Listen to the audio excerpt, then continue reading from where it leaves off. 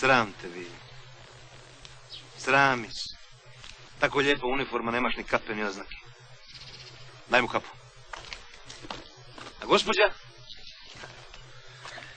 Gospođa je izvoljela obući hlače sa potkoženom guzicom, ali joj se i kapa ne nose. Nabija joj kapu na glavu.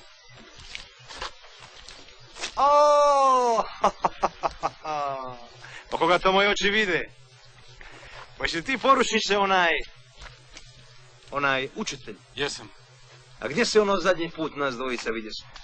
Na kravljoj farmi. Ti si muzao kravu i maltretirao vojsku, a ja sam došao po sir. I onda sam ti opsovao mater jer si me gnjavio sa sirovima. Pa da ti kažem jednu stvar, Hunjet. Najradije bi i tebi i tvoj satni nabio kape na glave. Ali sreća tvoja, pa nemam dovoljno kapa.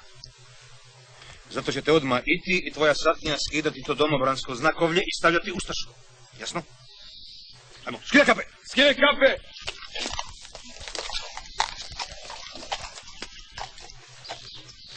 A zašto vojniče ti ne skidaš kapu?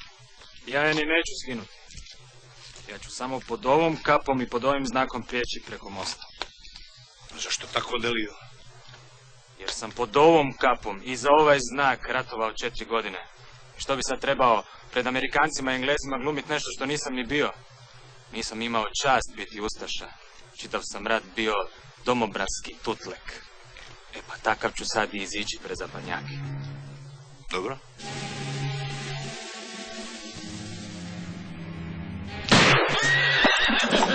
Nosite ga odavde da ne smeta prolaz. Ajmo, bacaj ga u rijeku. Ajmo, prolaz!